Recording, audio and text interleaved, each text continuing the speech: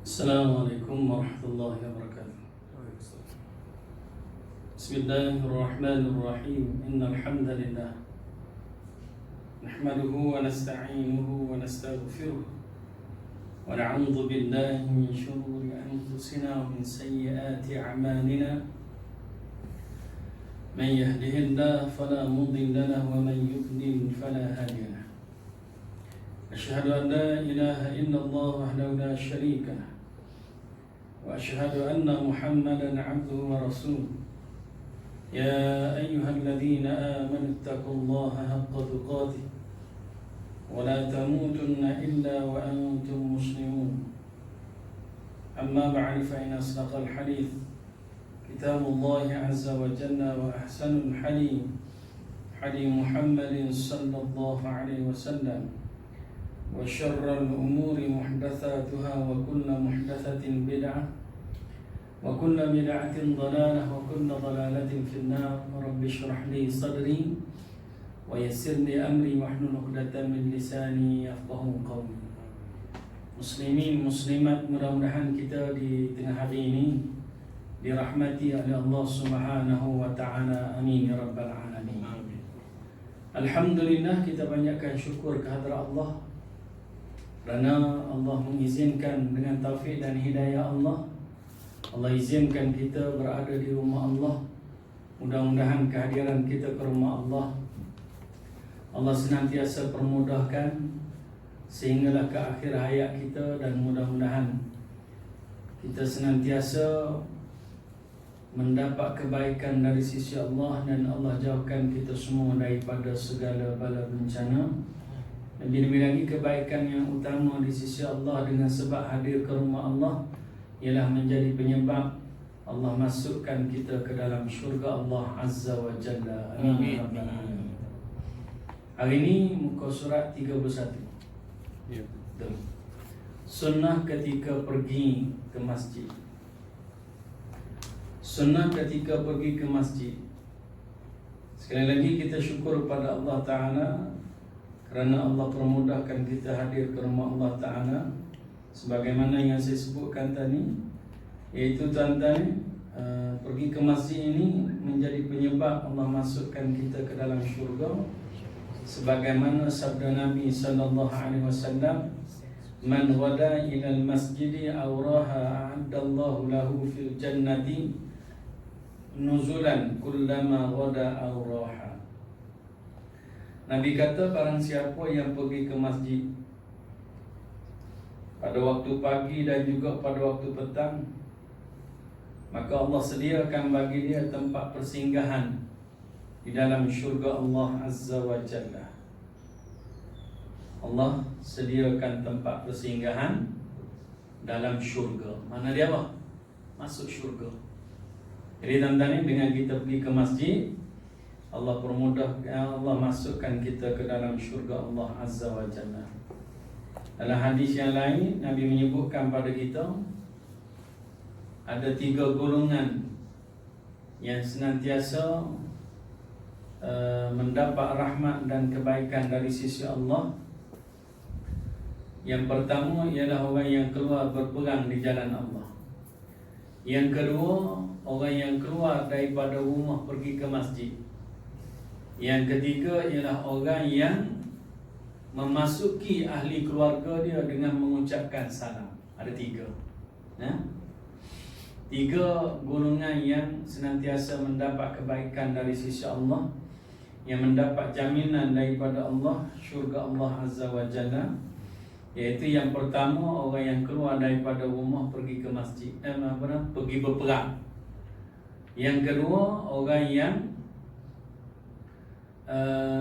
keluar daripada rumah pergi ke masjid. Yang Nabi sebut ni, hadis tu Nabi sebut orang yang kalau dia masih hidup, Allah murahkan rezeki dia. Kalau dia mati, terus Allah masukkan dia dalam syurga. Kan? Pertama, orang keluar pergi berperang. Kalau dia keluar pergi berperang, dia hidup, dia akan dapat harta rampasan perang. Ini syarh bukunya.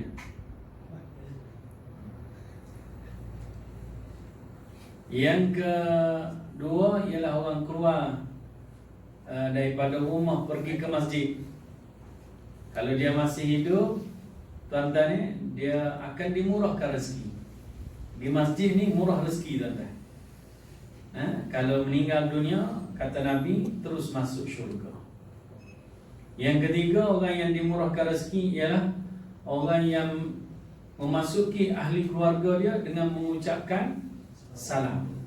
Ini tuan-tuan, murah rezeki. Amalkan selalu, tuan-tuan, masuk pada ahli keluarga, ucapkanlah salam. Bismillah, Assalamualaikum warahmatullahi wabarakatuh. Nah, Bismillah itu sebagai pelindung rumah kita daripada gangguan syaitan. Pelindung diri kita, jangan disertai bersama kita syaitan untuk memasuki rumah kita. Kalau kita masuk tanpa baca Bismillah, syaitan akan ikut serta bersama kita masuk dalam rumah kita. Okey tuan-tuan, itu pergi ke masjid menyebabkan Allah masukkan kita ke dalam syurga. Ada sunnah Nabi ketika pergi ke masjid. Kita pergi tadi dapat masuk syurga, tuan-tuan. Kalau kita pergi dalam keadaan mencontohi, mengikut panduan sunnah Nabi, maka tuan-tuan berlipat kali ganda lagi lah pahala yang Allah kurniakan pada kita. Pertama, bersegera menuju masjid.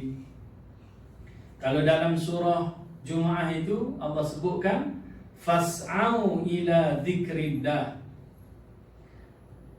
idza nudiya lis-salati min yaumil jumu'ah fas'au ila dzikrillah. Idza nudiya lis-salah, apabila diserukan laungan azan untuk menunaikan solat Jumaat. Tuan-tuan, kalau Allah sebut Jumaat, ulama tafsir kata termasuk waktu solat lain. Bukan hanya setakat pada hari Jumaat, hari lain pun sama.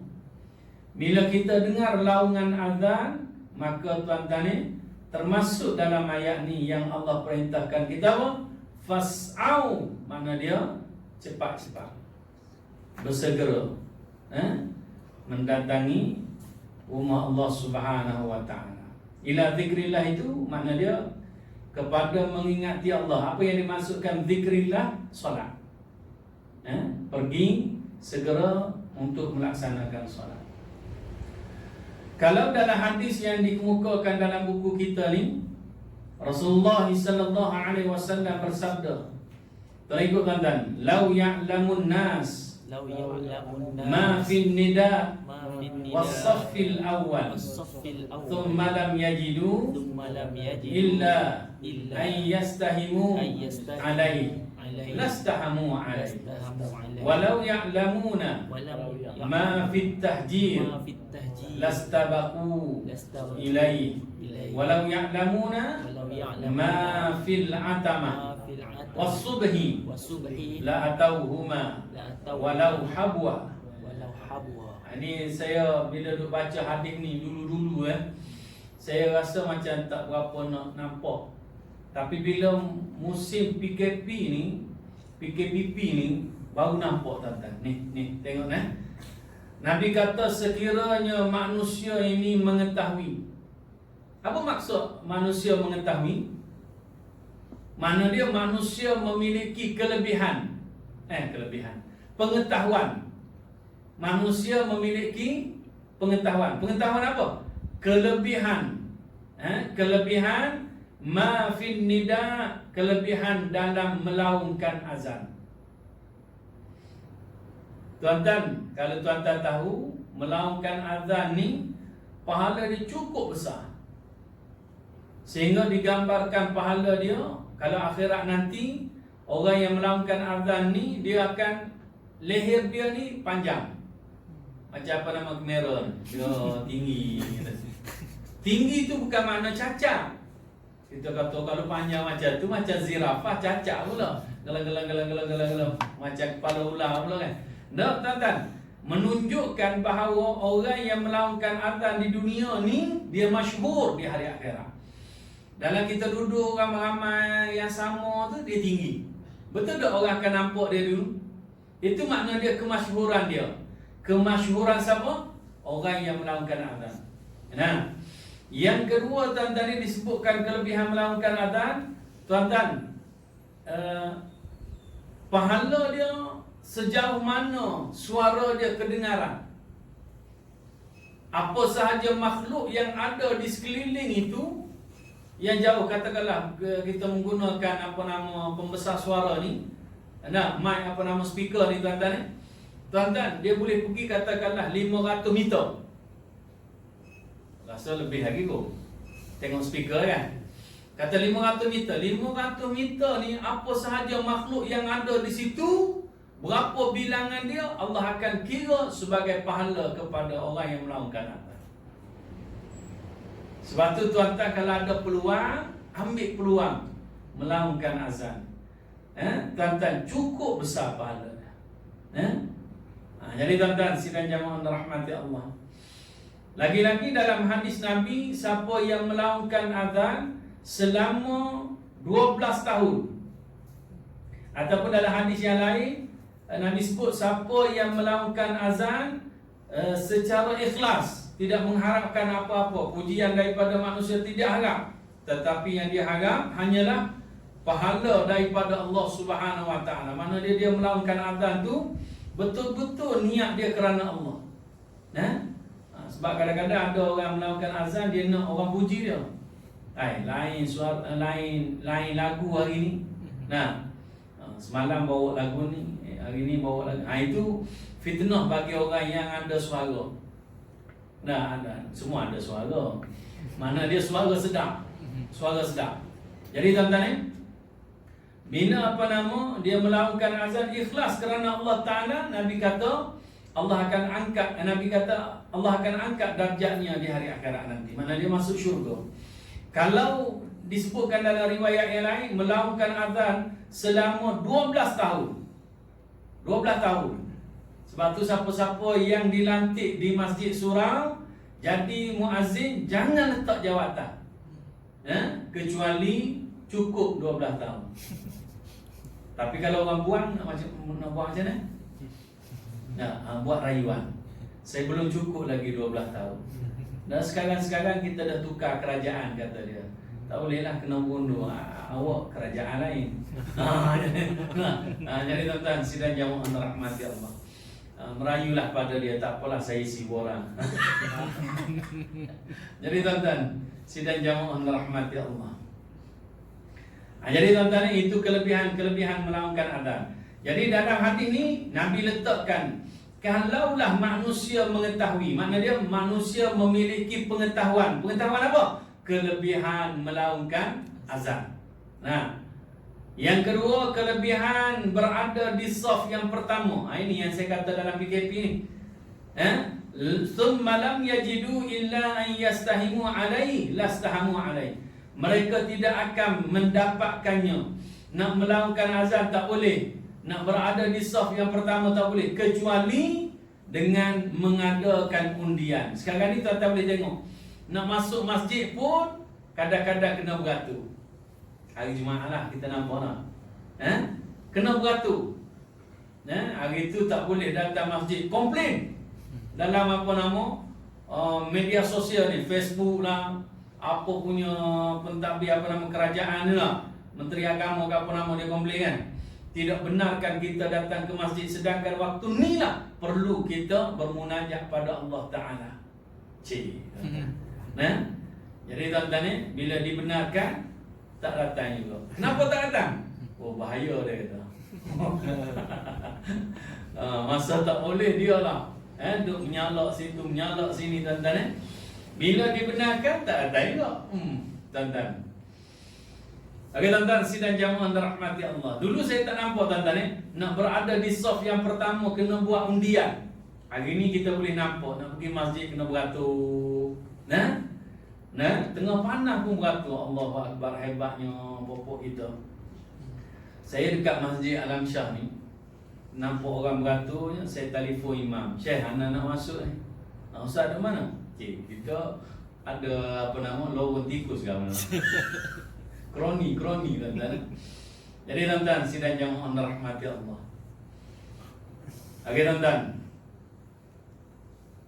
Mana tadi? Melakukan azan dan berada di saf yang pertama perlu mengadakan undian. Orang yang tahu kelebihan melakukan azan berada di saf yang pertama ni, dia akan, walaupun kena buat undian, dia akan masuk dalam undian tersebut. Untuk apa? Untuk melakukan azan. Sebab apa?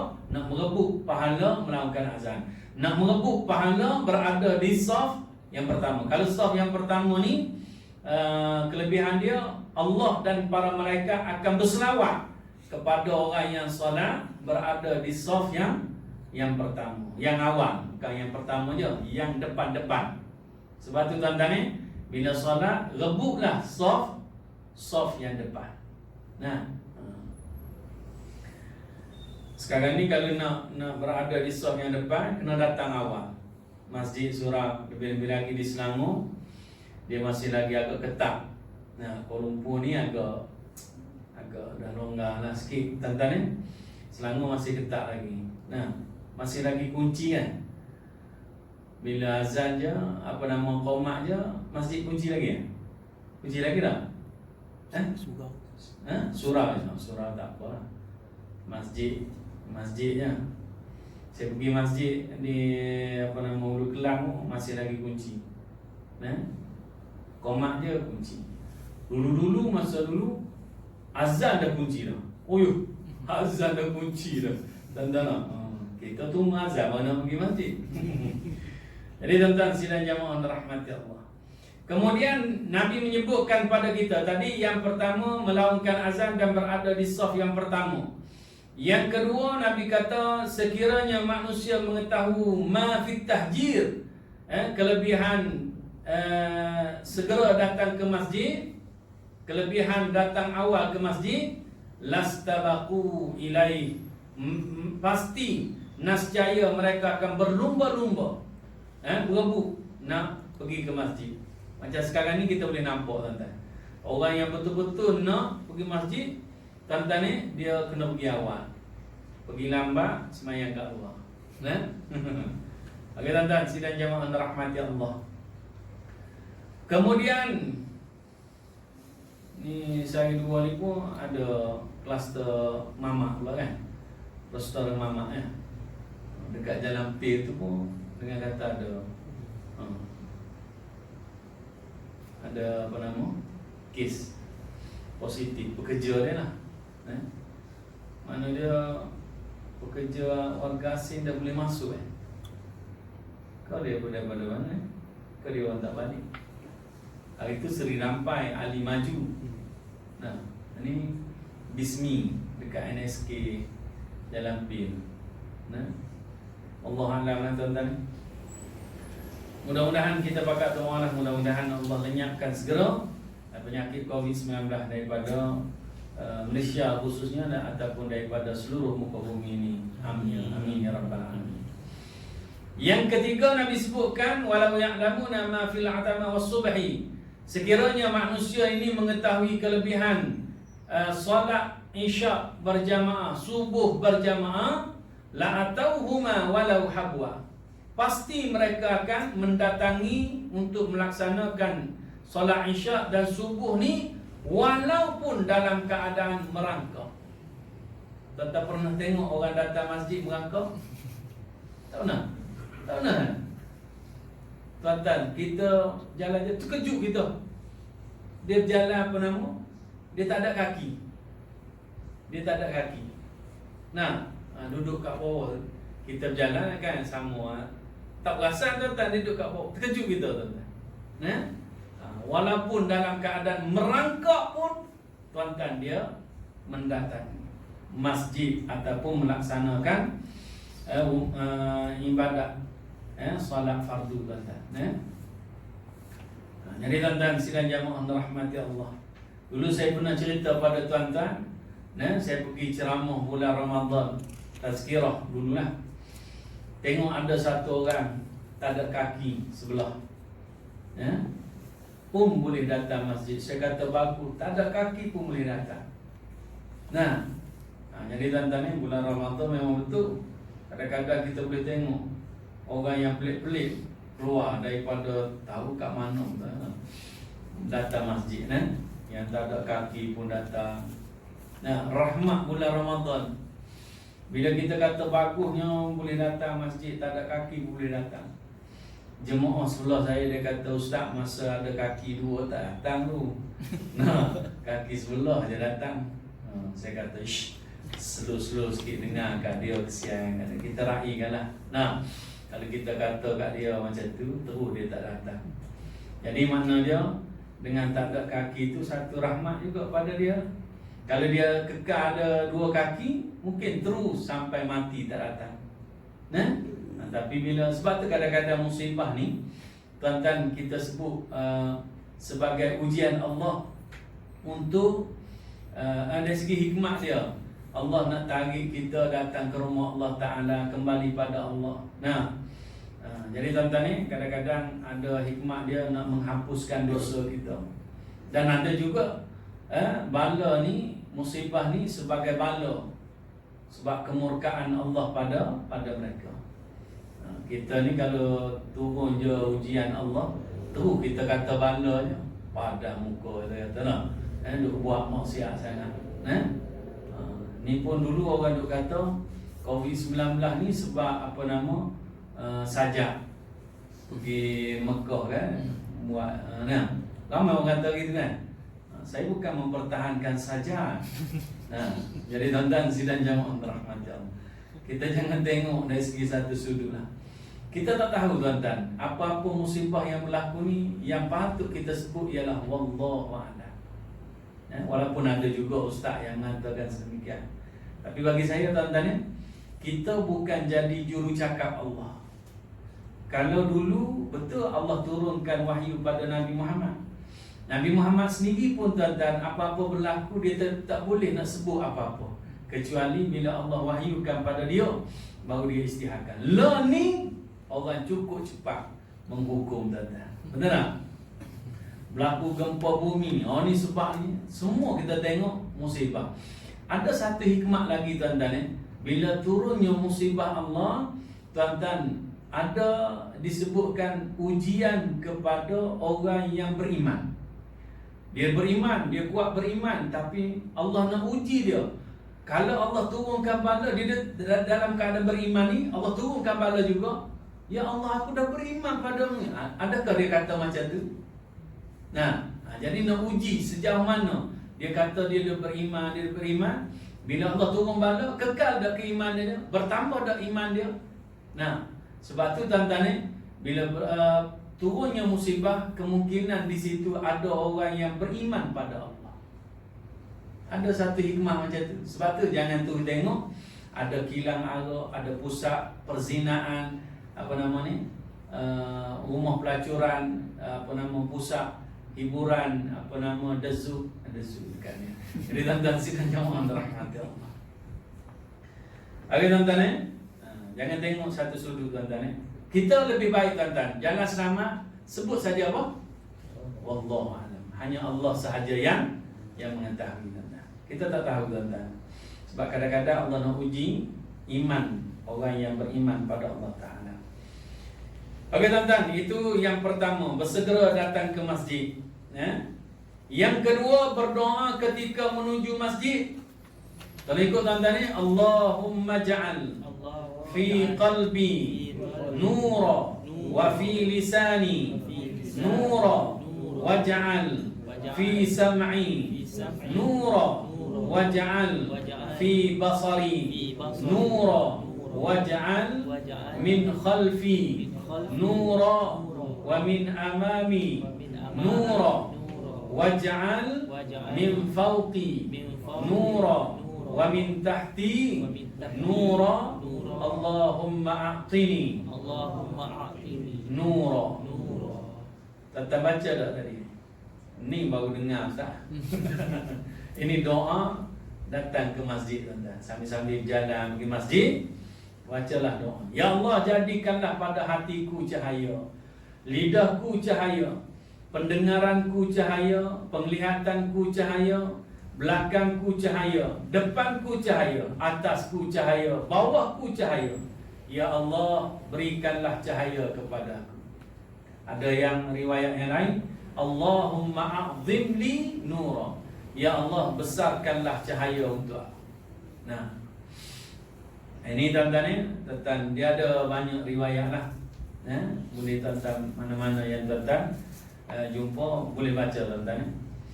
Yang ketiga, berjalan menuju masjid dengan tenang secara perlahan-lahan. Idza sami'tumul iqamah famshu ila shalah wa 'alaikum bis sakinah wal waqar. Nabi kata, bila kamu mendengar iqamah, betul tak lepas iqamah imam akan sebut betulkan saf, rapatkan saf, mengikut SOP sekarang ni. Nah, ada imam sebut macam tu tempat tuan-tuan. Dah, tak tahu. Suruh dia sebut.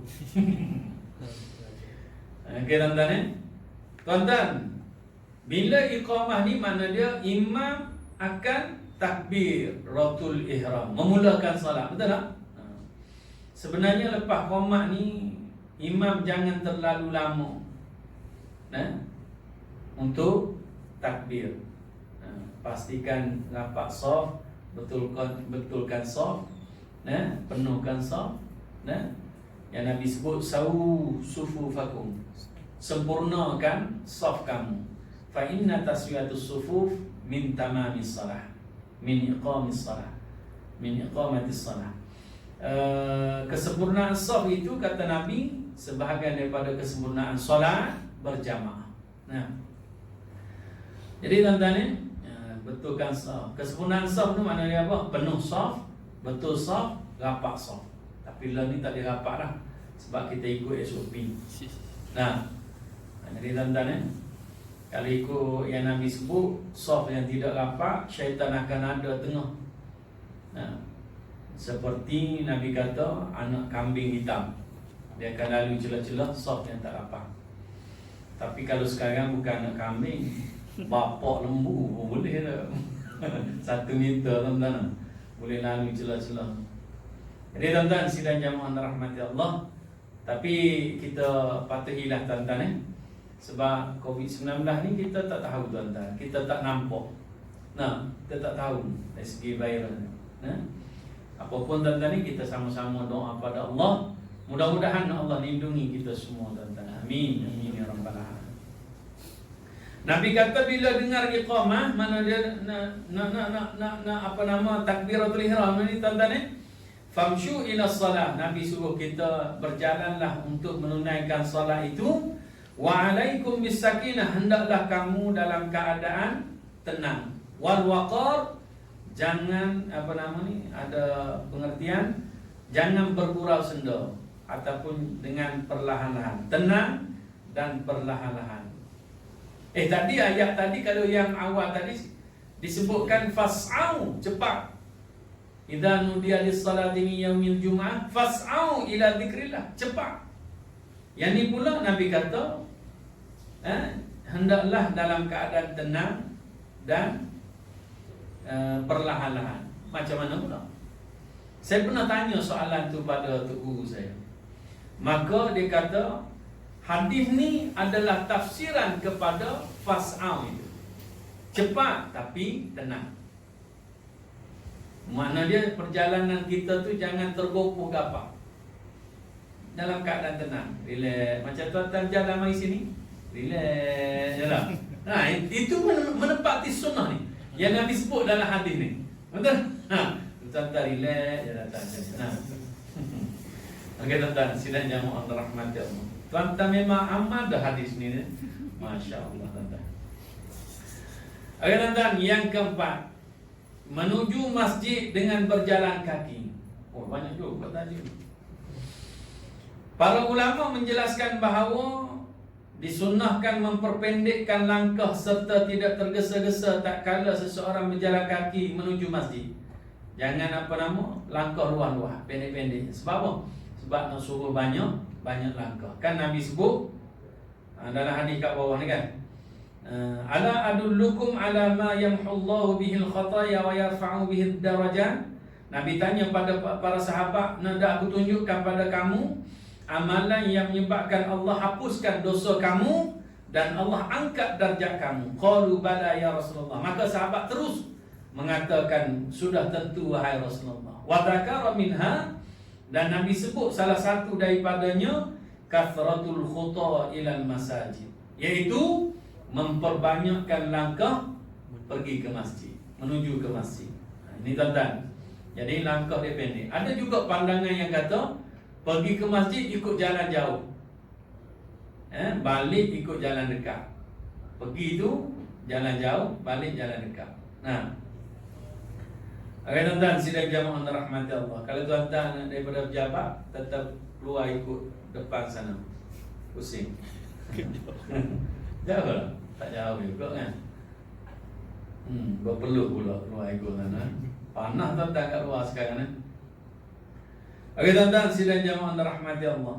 Yang kelima tuan-tuan. Yang kelima, berdoa ketika masuk masjid. Ini semua tahulah. Yang tuan-tuan masuk tadi baca doa lah.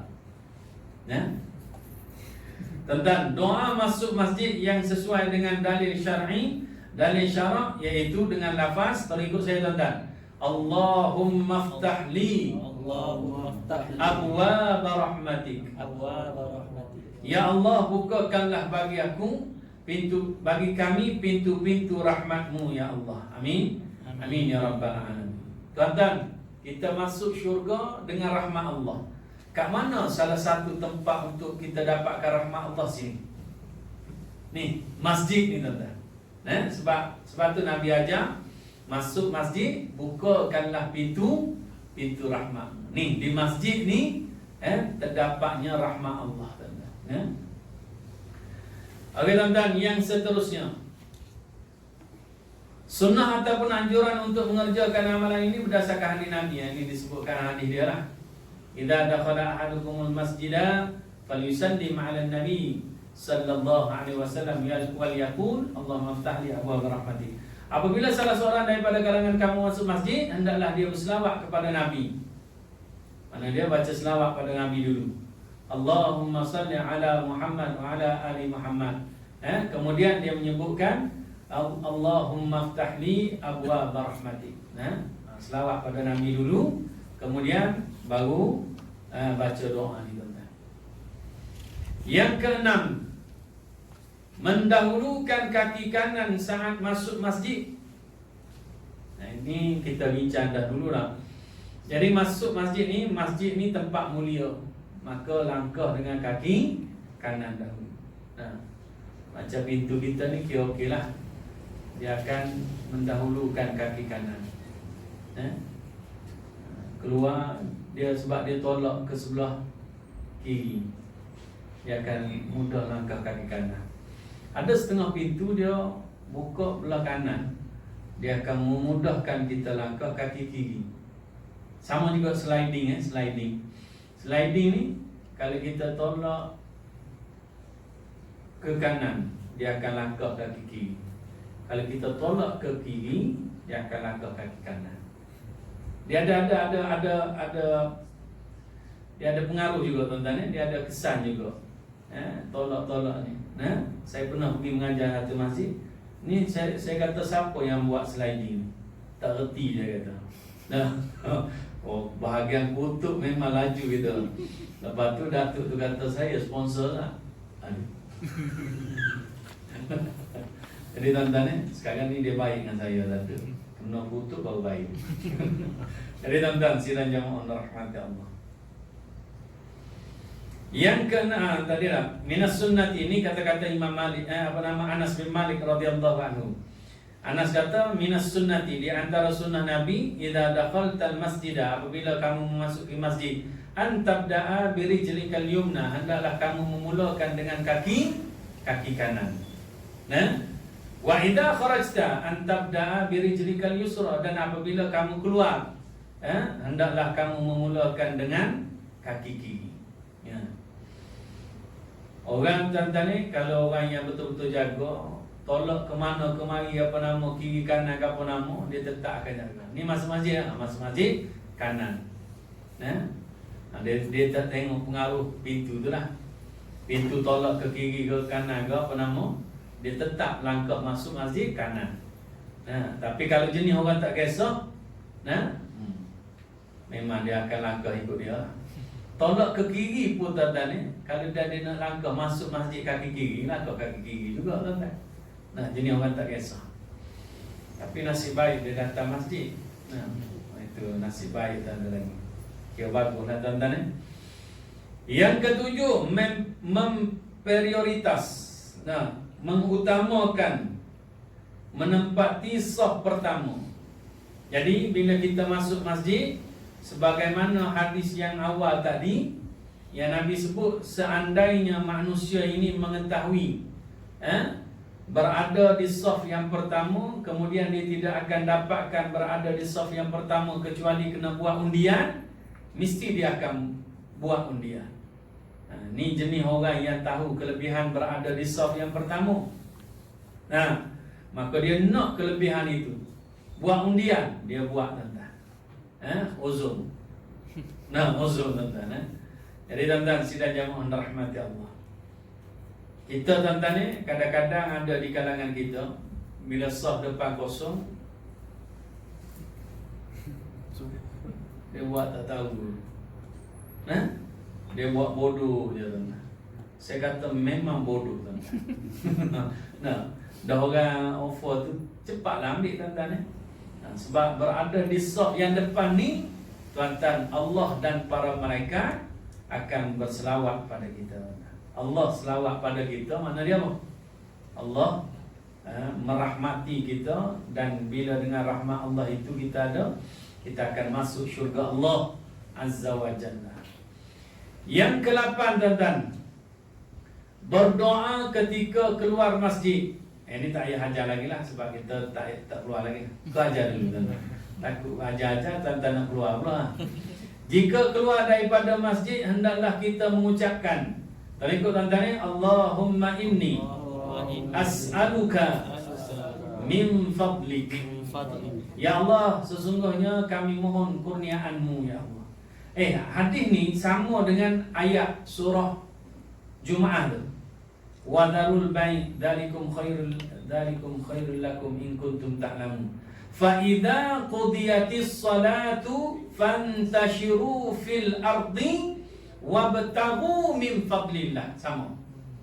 Apabila kamu selesai melaksanakan salat, bertebaranlah, fantashiru fil ard, bertebaranlah kamu di atas muka bumi ini, wabtaghu min fadlillah, carilah kurniaan Allah.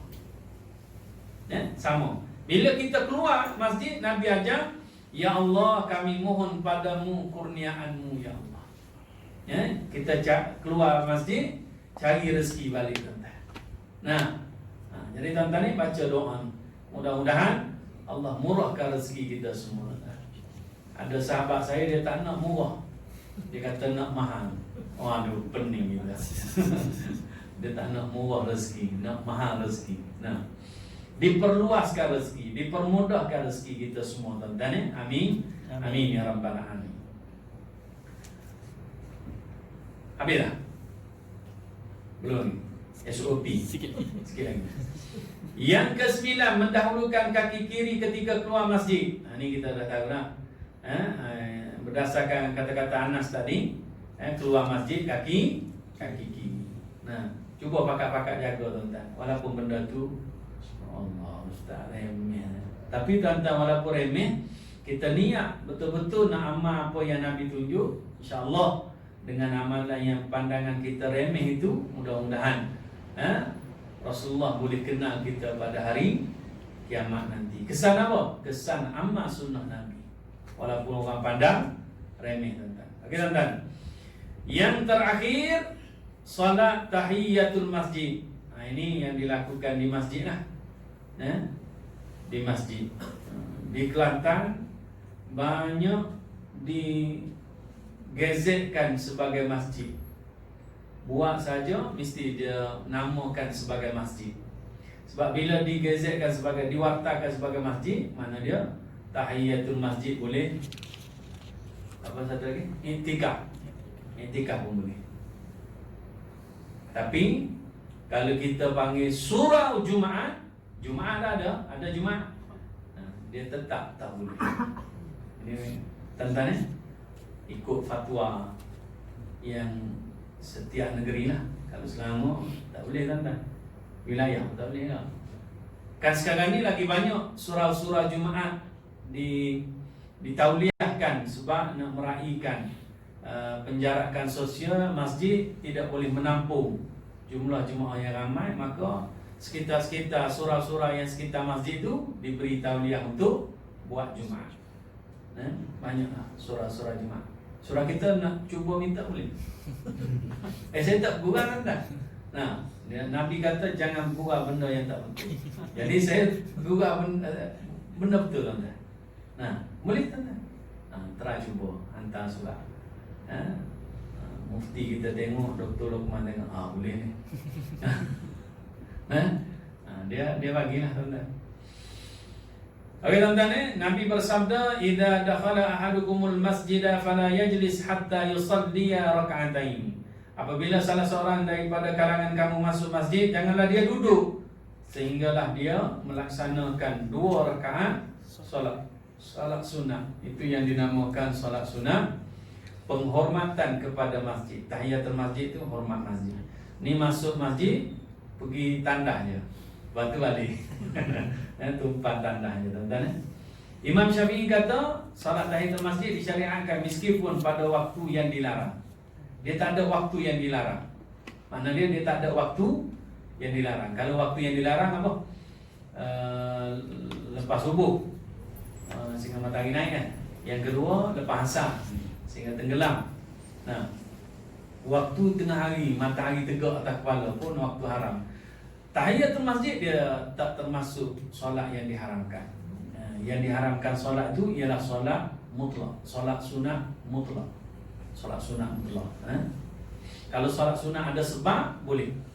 Antaranya ada sebab tahiyatul masjid. Apa sebab dia? Sebab masuk masjid.